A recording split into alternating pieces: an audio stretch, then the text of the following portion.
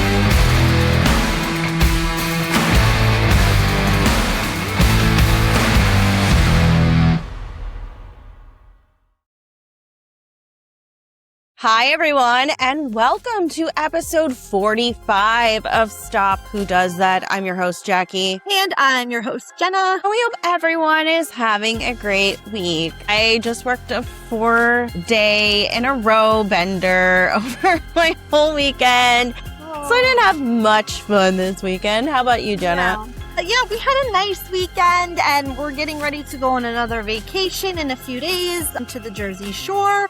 So the kids are excited about that as summer is kind of coming to an on end. The downfall. Yeah, it goes so fast. It's my favorite time of year, but I love all the seasons, but summer is my favorite, and we just have a few more weeks to pack in all the things that we didn't get to do yet, which I'm sure you guys are trying to do too. Just pack in all those last minute things that you didn't get to do earlier in the summer. Yeah, I feel like we're done with our vacations for the year, but I don't know. I'll try to find something to do before maybe like a day trip. Of August. Yeah. School is right around the corner, unfortunately, for all the kids.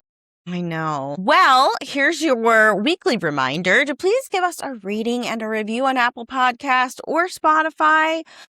We just want to say thank you to all of our listeners. We see you. We hear you. I wanted to call out somebody. She had commented on our Lindsay Clancy episode on Spotify. Just want to give her a shout out here. Let me pull that up. And I have to say our Lindsay Clancy episode was very emotional. Jenna is following the trial right now. I'm trying to tune in as much as I can. So this is from Joni Avini. I hope I said that right. She listened to that episode and said, I too believe that the medical system failed this woman. I have no medical background, but I do have a family member with bipolar. As soon as I heard the symptoms, I knew what the problem was and knew that the medications prescribed were incorrect. It's hard to believe that all of these so-called experts did not have the same insight. I agree with you there, Joni. And I think there was someone who had posted a list of all the meds that were changed within a short amount of time. I mean, they were going up and down on her meds, introducing new ones, removing them. I mean, that was just a lot for somebody to go through. Hopefully gives people pause on how quickly they are changing medications. So yeah, and the latest update from the trial as of today was they played the 911 tape in the courtroom, and Lindsay just broke down crying. So she's probably on a better system of meds, and maybe she's back on her right mindset. So it's she's hearing all these things for the first time, which I'm sure is very hard and shocking to her system. I can't imagine the pain she's going through. I mean, looking back on a hard time in her life and knowing what she did and that you can't undo it. And it's terrible. Yeah, but we'll see how this case plays out. We are aware at this point of filming on July 29th about the Brian Kohberger wanting to reverse his guilty plea. We're going to do something separate. Stay tuned for updates on that.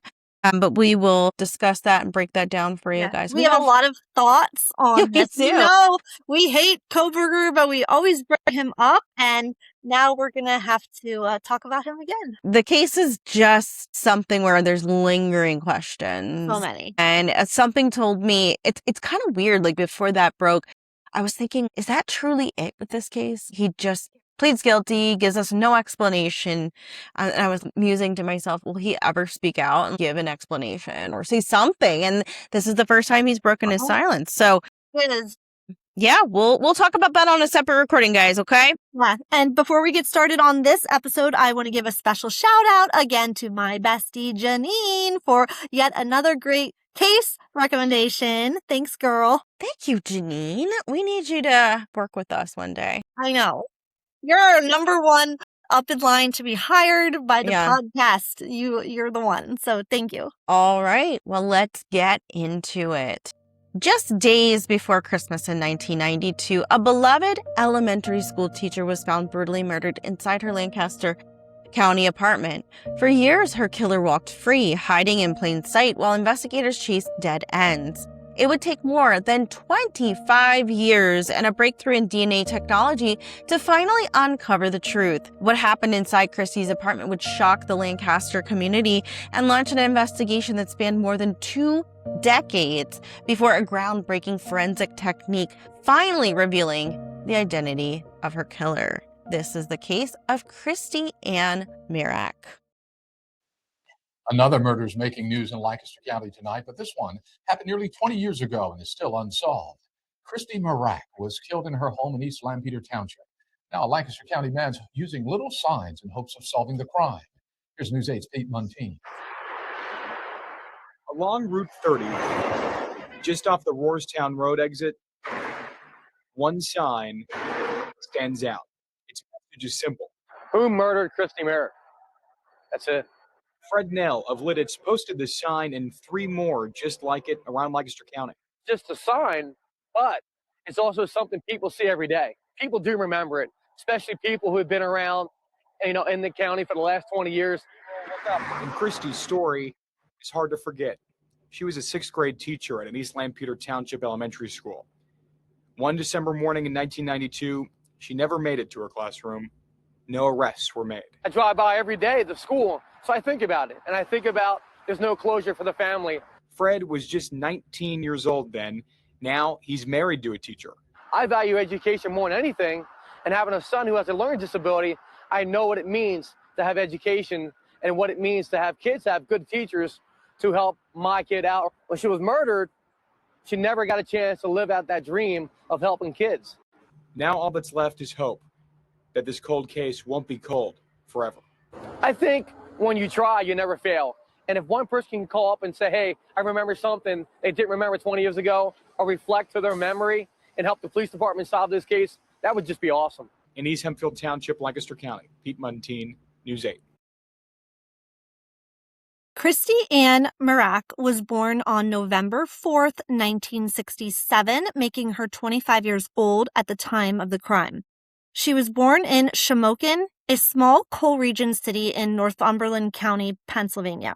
Christy grew up surrounded by a loving family and close friends who adored her infectious energy and vibrant personality. Shamokin is located about 75 miles north of Lancaster, roughly a 1.5-hour drive away.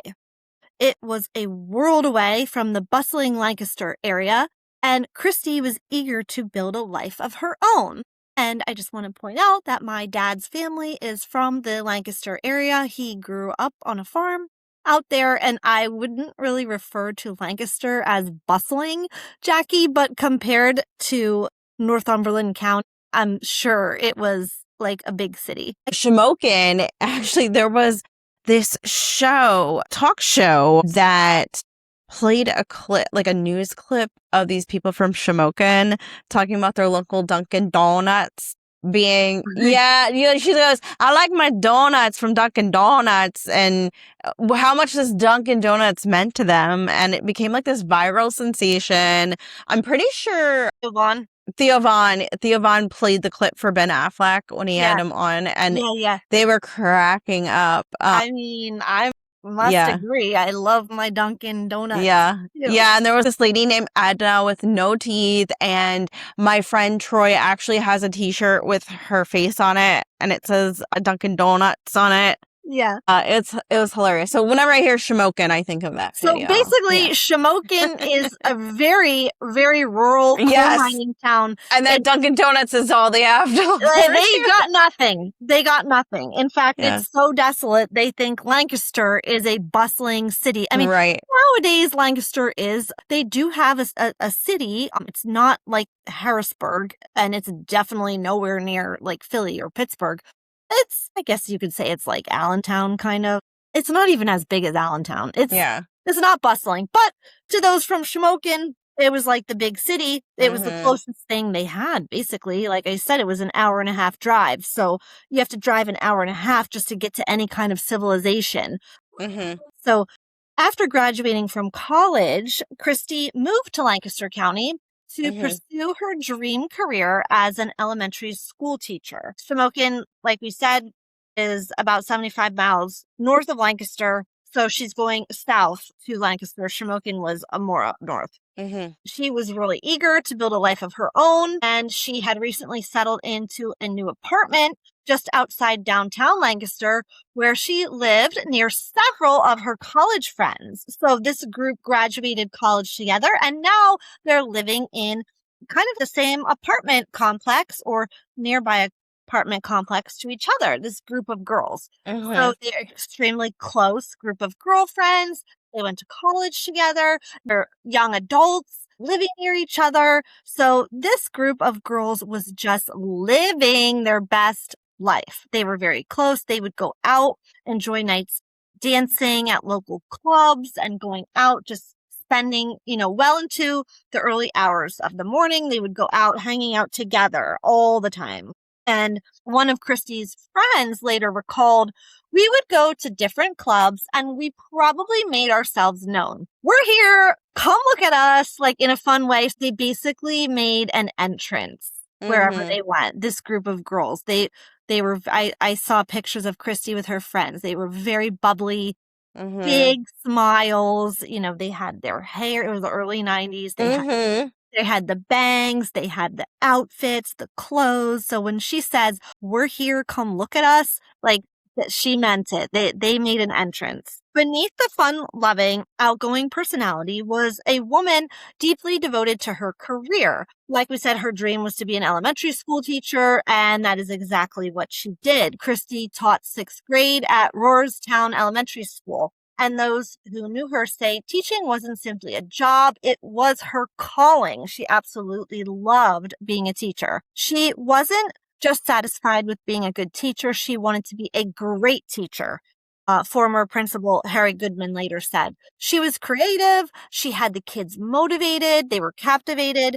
Some people would drag themselves into work. Christy wasn't like that. Christy didn't look at it as work. Like the man was saying in the news clip, to have a good teacher is so meaningful to children. And she just sounds like a wonderful teacher who was probably there early every day, making her classroom look so nice. I could just picture her getting in early, setting up the classroom, waiting for her students to arrive. She just loved it. She didn't even consider it work. And her students adored her. Her future was bright. She had that close-knit circle of girlfriends. She had a very supportive family. She had a great career. She was 25 years old, and the world was at her fingertips. She just was beginning to start her adult life, basically. She was very beautiful. She had light brown, like blondish hair to her shoulders in that 90s kind of like bob style with the bangs. She was very, very petite. Every picture of her, she's got this big, beautiful smile. She just looks so happy. She's just a beautiful girl. And by all accounts, Christy was exactly where she was meant to be, teaching, spending time with her friends, and just enjoying her life. But in December 1992, just days before Christmas, that promising future would be violently cut short. What happened inside Christy's apartment would shock the Lancaster community and leave investigators searching for answers more than 26 years later. I'm getting some flashbacks to Joy Hayward, Yeah. actually. Like how vibrant she is through these photos, Yeah. how long it had gone by before they got answers. Yeah, You know, I Joy's thought case is going on 22 years. so. There's still hope. There's Yeah. this took 26 years, so there is hope. She was a beautiful girl, just like Joy. Yeah. Well, the last time Christy's family saw her alive was on the evening of December 18th, 1992. She had dinner with her brother, Vince, and like so many family gatherings, there was nothing unusual about it. They talked, enjoyed each other's company, and said goodbye with every expectation of seeing one another again soon. Years later, Vince would remember that final goodbye. He said, quote, "We said we'd see each other in a couple days because, we assumed we would." Over the weekend, Christy spent time with friends and continued preparing for the upcoming Christmas holiday. By all accounts, she was happy, busy, and looking forward to the future. There was nothing to suggest that anything was wrong. The morning of Monday, December 21st, 1992 began like any other. Christy shared an apartment with a roommate who left for work around 7 a.m. Christy was typically a creature of habit. As a sixth grade teacher at Royerstown Elementary School, she was known for her dedication and punctuality. She almost always arrived at school before 8 a.m. and was often one of the first teachers there. I knew it. I knew she was going to be there early. But that morning, Christy never arrived. At first, her absence was simply unusual. By 8:30 a.m., students were beginning to arrive and file in, and Christy was nowhere to be found. And I just want to mention, usually around this week of the holidays, those the final days before Christmas break, there's typically a lot of classroom parties happening and fun things going on. So I doubt she would have missed this, Her principal, Harry Goodman, immediately became concerned because this wasn't like Christy. She wasn't just someone who missed work without calling. Goodman began trying to reach her by phone. He called her apartment once, then again, and again. By his count, he called at least 5 times, but no one answered. Concerned, he contacted Christy's mother to see if she had heard from her. When she hadn't, Goodman decided to drive to Christy's apartment himself. What a nice guy, by the way.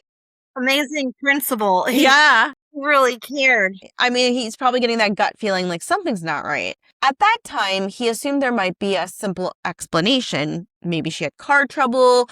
Maybe she had become sick unexpectedly. As he drove toward the apartment complex, he expected to spot Christy somewhere along the way. He wasted no time. He left the school building and drove himself right to her apartment. So that was just, like we said, very amazing of him to do that. Instead of spotting Christy along the route, just after 9 a.m., he pulled into the parking lot and noticed something immediately troubling. That Christy's car was still in the parking lot. Not only was it still there, but it appeared untouched. Ice still covered the vehicle, suggesting that it had not been driven that morning. Quote, "Her car was parked there and her car was iced all over. I knew something was wrong," Goodman later recalled. He walked toward her apartment and noticed something even more unsettling. The front door was slightly open. Well, that's never a good sign. Goodman approached cautiously, calling out her name. "Christy, Christy," and there was no response. When he pushed the door open and stepped inside, he discovered a horrifying scene. 25-year-old Christy was lying on the floor of her living room. She had been brutally beaten, strangled, and essayed. Investigators would later note that she was still wearing her winter coat and gloves as if she was just minutes away from leaving for work when she was attacked. It appeared that Christy put up a struggle. A 1993 Sunday news story citing unnamed sources close to the investigation noted that Christmas packages, bags, and cushions had been thrown about. There was a slash in a sofa slipcover, and no furniture was overturned. There was a shoe scuff mark inside. On the top of the front door, scrapes on the entryway suggesting that Christy may have been dragged, sources said. Her elbows and knees were badly bruised. Shaken, Principal Goodman rushed to a neighboring apartment and called 911 because, as you know, back then, we didn't have cell phones. And I just want to say that description makes me feel like there was such a struggle. And I can't imagine how scared she was. Imagine, like, you're getting your coat on, your gloves, your mittens, you're getting ready to just go to work. I'm not sure what what happened. What stuck me with this case always, because I had heard about this case before too, before Jadine recommended, the gloves and the coat still being on, like, always stuck with me in a very creepy way. Yeah. It's very haunting. Very haunting, and like juxtaposed with like the Christmas packages and the lights of Christmas and the winter time. That always makes everything even more eerie. I wonder, Jackie, if she literally was opening the door to leave and this man was waiting there and he just ambushed her and like pushed her back into the house, because there was no broken windows or anything like that. So yeah, or they knocked on the door as she was leaving and she opened it, because she was literally about to walk to her car. Yeah, she, just like we all do every morning going to work, and in her mind it was just another work day. It always stuck with me too. It's like an ordinary day, just like any other, and the whole Christmas aspect, but what a good principal. Yeah, what an amazing guy. He didn't even wait for the police. Like, he went right from the school to the apartment and then to the other apartment, and he has to live with that image in his head forever of her body. Yeah, and he didn't call and ask for a well check. He was like, I'm going myself. He didn't waste any time. Yeah. Just what a good man. I mean, his name is Goodman, so he lived up to There you go, Goodman. What a good man. Principal Goodman, you are one good man. So at the same time that Principal Goodman entered the apartment, Christy's family had begun calling her apartment repeatedly as well, just like Principal Goodman did. And worried after learning that she hadn't shown up for work, they're calling. They're also getting no answer. Eventually, somebody did answer, but it wasn't Christy, as they were expecting to pick up the phone. It was law enforcement. And I'm sure their stomachs just dropped. Gosh. I can't imagine. I just can't imagine the feeling. I feel like in that moment, they must have known something was terribly wrong. Yeah, what a terrible way to find out, too. Like, I'm surprised they didn't, I don't know. I'm surprised they didn't just say, like, hey, there was an incident. Can you come down to the station? It must have all been happening so quickly. Yeah. Just a horrible feeling. For Christy's brother, Vince, and the rest of the family, their worst fears were about to become reality. Vince later recalled, "We kept calling and calling and calling. Finally, somebody answered the phone at her apartment. They identified themselves as law enforcement and told us there had been an accident and that Christy had passed." Like you said, Jackie, I mean, that's just boom, boom, boom. Like, they're not coming to the family's home. They're not saying come to the station. They're just literally like saying it right over the phone. What began as a concern over a missed day of work had quickly transformed into a homicide investigation. The beloved young teacher who had spent her life inspiring children had been murdered inside her own home, and investigators were about to begin a search for the person responsible. As investigators began processing the crime scene, it became clear that Christy Mirack had fought desperately for her life. The evidence suggested a violent struggle had taken place near the front entrance of the apartment. Like we mentioned, scuff marks were found on the floor, indicating a very physical confrontation. Investigators also discovered a wooden cutting board lying in the living room floor. Wow, we don't usually use a cutting board in the living room. So I wonder if he hit her with it? Yeah, maybe he busted his way in, and the kitchen, I mean, it was an apartment, so it's not like it was a huge house. So maybe the kitchen was right there. He saw it and grabbed it and just hit her with Chucked it, yeah. Or she did. Yeah. And somehow, some way, it wound up on the living room floor, further indicating what a struggle had taken place here. Former Lancaster County District Attorney Joseph Madden-Spacher later shared this theory about the unusual piece of evidence. My hypothesis was that maybe she was trying to use that as a defensive weapon. That's what you said, Jackie. Yeah.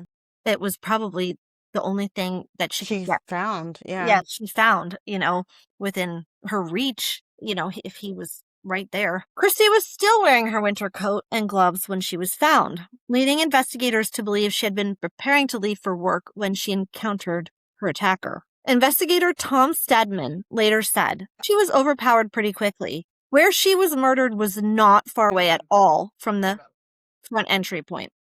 The attack appeared to have happened within moments of Christy opening her door that morning. That's what I thought, because there was no forced entry. The killer had either forced his way and pushed her back into the apartment before launching the brutal assault.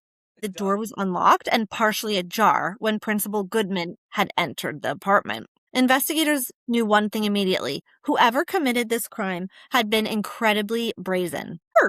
You're in an apartment building, and I saw pictures of her apartment. It was a very nice apartment complex. For the time, it looked to be relatively new. It was a 2-story complex. So one apartment on the ground floor, one above, and there was many units. It was not a bad part of town. It was a very nice apartment complex. So those people were working, and at that time, 8 o'clock in the morning, people are going to their cars in the parking lot, Jackie. This is winter in Pennsylvania, and at 7:30, it's going to be still pretty dark. I don't think in the winter it starts getting light till after 8. I know from taking my kids to school. Yeah.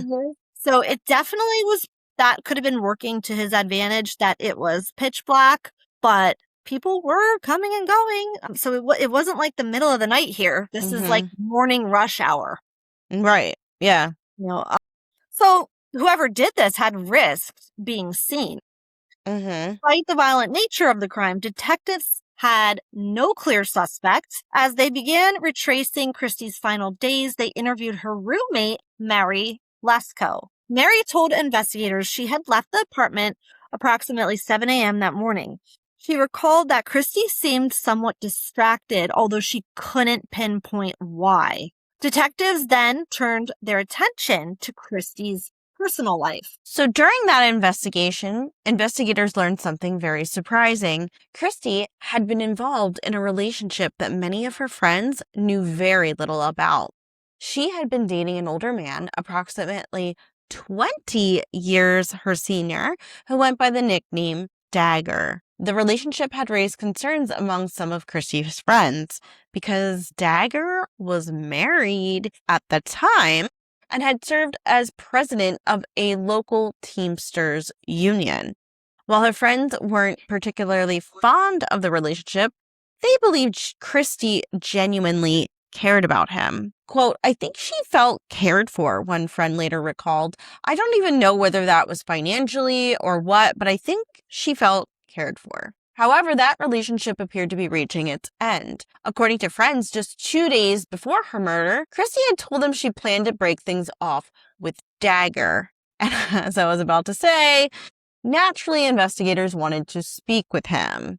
I just have to say, Jenna, it's never looking good for anyone when there's an affair going on.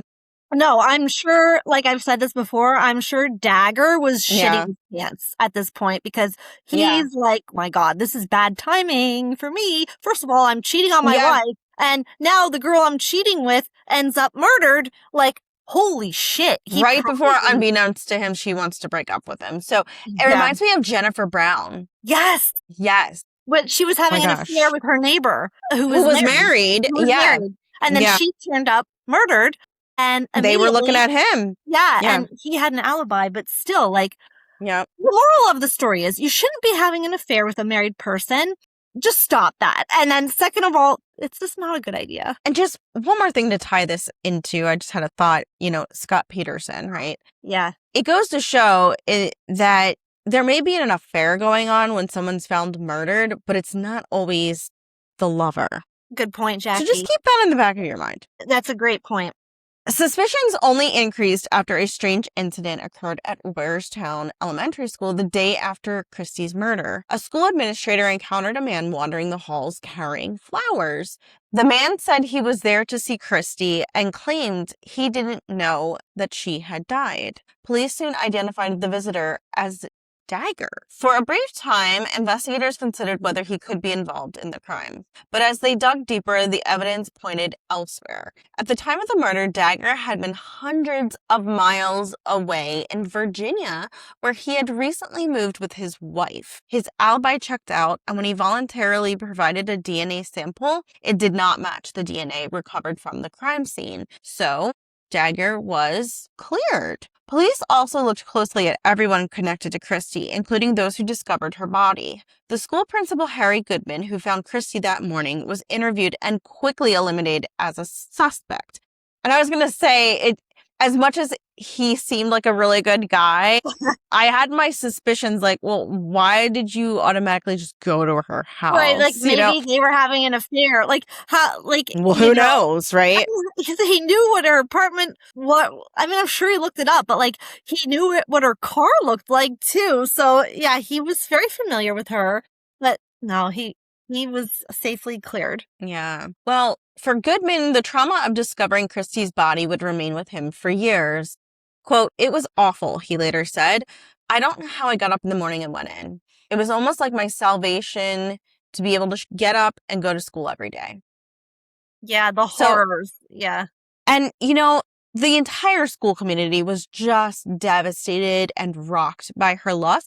And as you heard from the man in the news clip we played earlier, this stuck with him for years, and he dedicated himself to ensuring that people were reminded of Christy on a daily basis. Yeah, absolutely. As the investigation continued, detectives became increasingly convinced that the person responsible was someone who either knew Christy or had specifically targeted her. Perhaps the most promising piece of evidence was DNA recovered from the crime scene.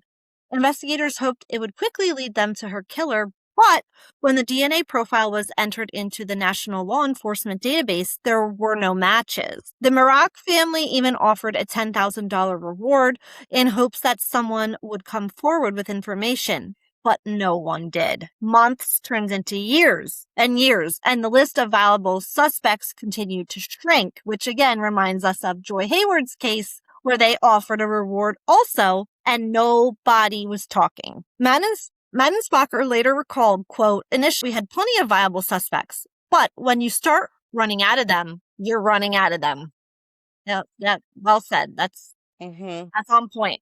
Despite the DNA evidence and the leads and countless interviews, Christy Mirack's killer remained unidentified. What seemed like a solvable case was slowly becoming one of Lancaster County's most frustrating mysteries. As the years passed, Christy Mirack's case grew cold.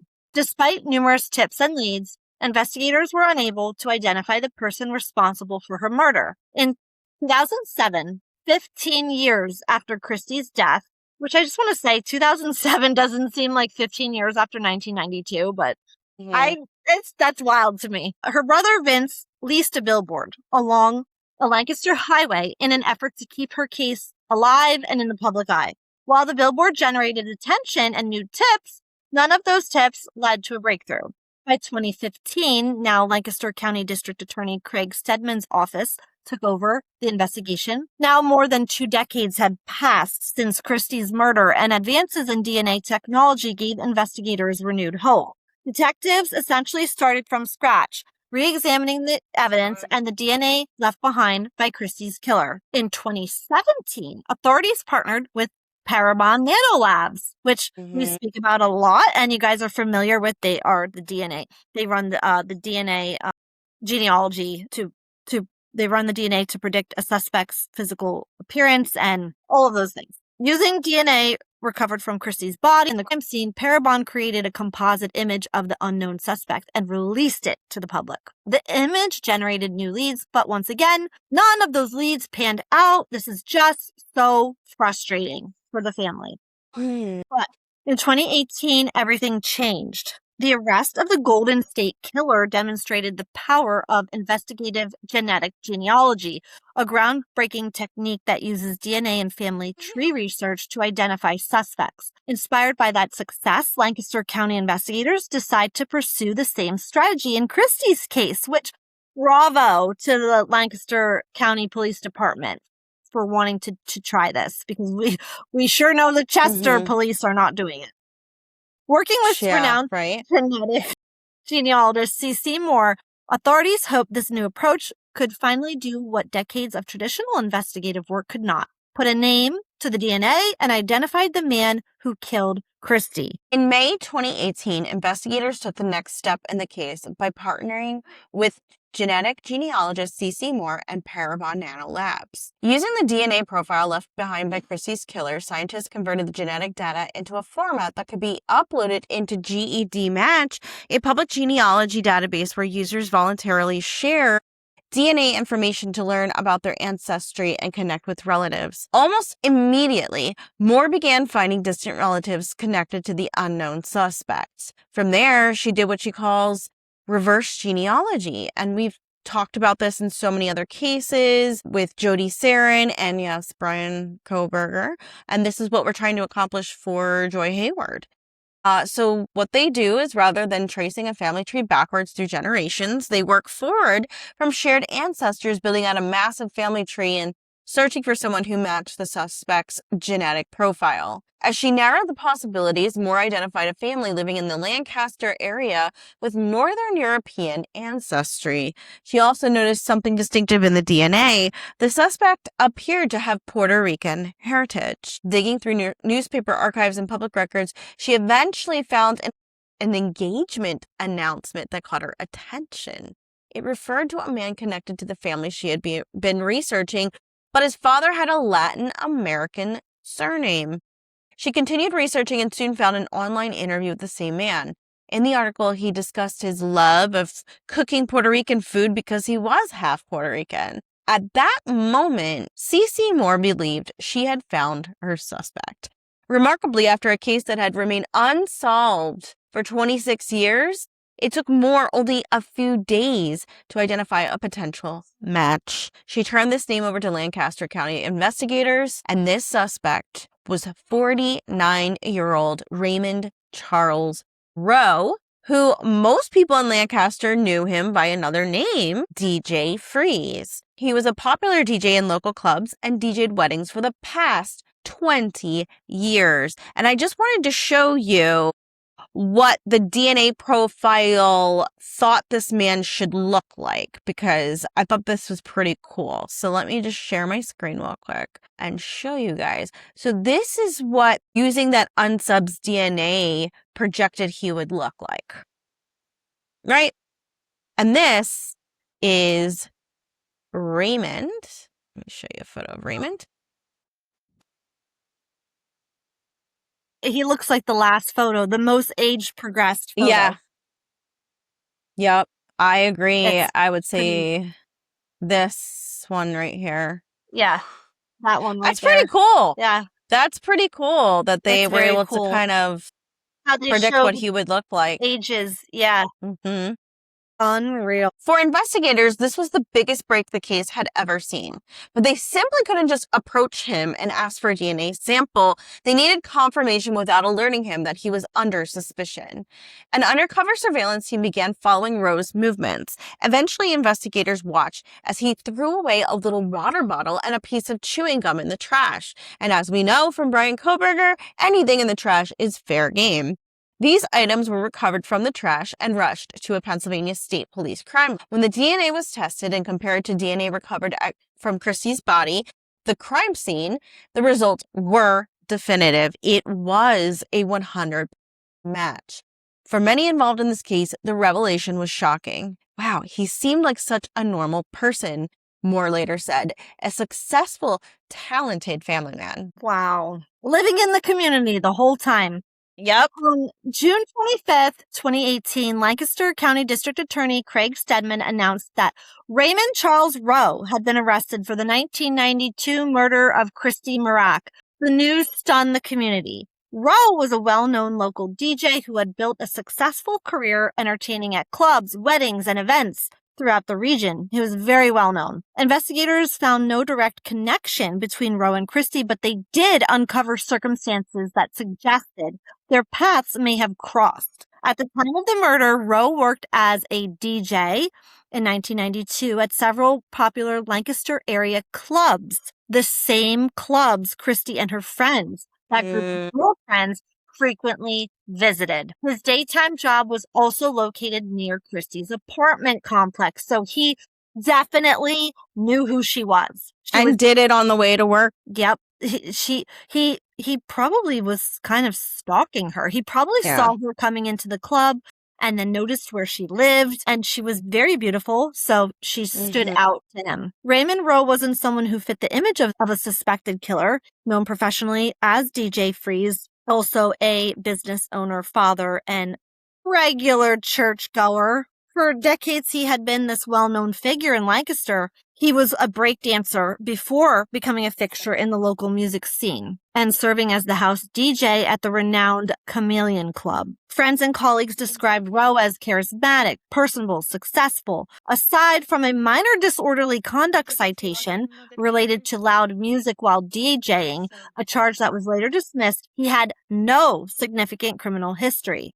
When the news of his arrest broke, many residents struggled to believe it. The man who had entertained at countless weddings, dances, and community events was now accused of the brutal rape and murder of Christy Mirack.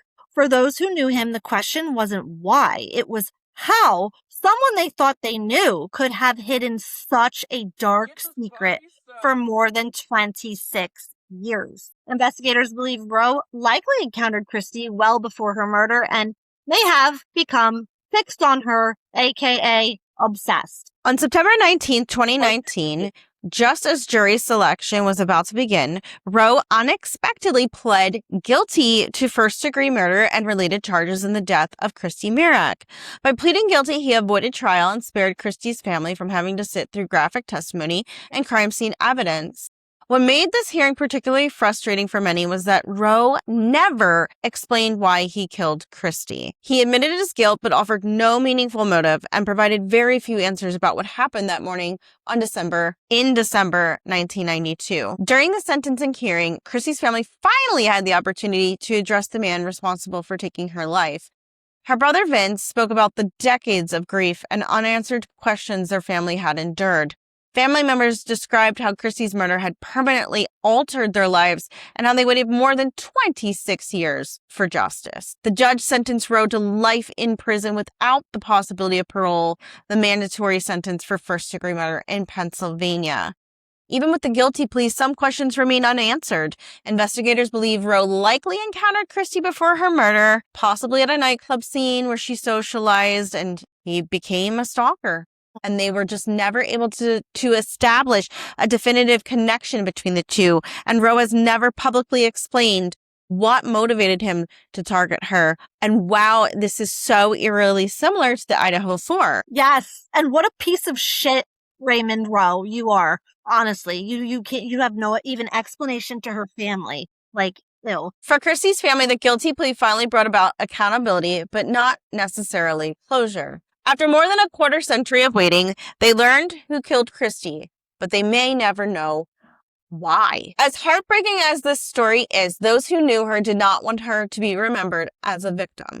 They want her to be remembered for the life she lived and the impact she had on the people around her. At just 25 years old, Christy was exactly where she wanted to be. She was living her dream as a teacher, pouring her energy, creativity, and compassion into her sixth grade students every day. Her enthusiasm was contagious, and she quickly became a favorite among students, parents, and fellow teachers. Teaching wasn't just her profession, it was her passion. In one of the most heartbreaking details of this case, the night before she was murdered, Christy stayed up. This gives me chills. Christy stayed up wrapping Christmas presents. She had carefully chosen a paperback book, Miracles on Maple Hill by Virginia Sorensen, for each and every child in her class. She topped every package with a candy cane, and every gift contained the following handwritten message. Wishing you a very Merry Christmas and a great 1993. Love, Miss Mirack. That me choked up. So sad. It's a small detail, but it says everything about who Christy was. While she was busy preparing for the holidays, thinking about her students and how to make Christmas special for them, someone else was planning to take her future away. More than 3 decades later, Christy's legacy lives on, not because of the man who killed her, but because of the lives she touched. She was a daughter, a sister, a friend, and a teacher who genuinely loved her students. And although her life was cut tragically short, the kindness, dedication, and joy she shared with others remains the things that people remember the most about her. And just what a kind and loving woman that she thought to do that for every student in her class. Wrap up a book with a candy cane and a handwritten note, and I would love to hear from any of those students. Yeah. If you're a student of Miss Mirack, please DM us on our Instagram or TikTok. We would love to hear your thoughts and comments about her as a teacher. We would love to hear from you. And just what a short life, but a beautiful life she had. And I'm so glad the family got closure after 26 years. And I keep thinking of Joy Hayward's family and can only hope that they get the same closure as well. Yes, all right, guys, that's what we have for you this week. Yeah. Have a great everyone. week. We'll see you next time. Bye. Bye.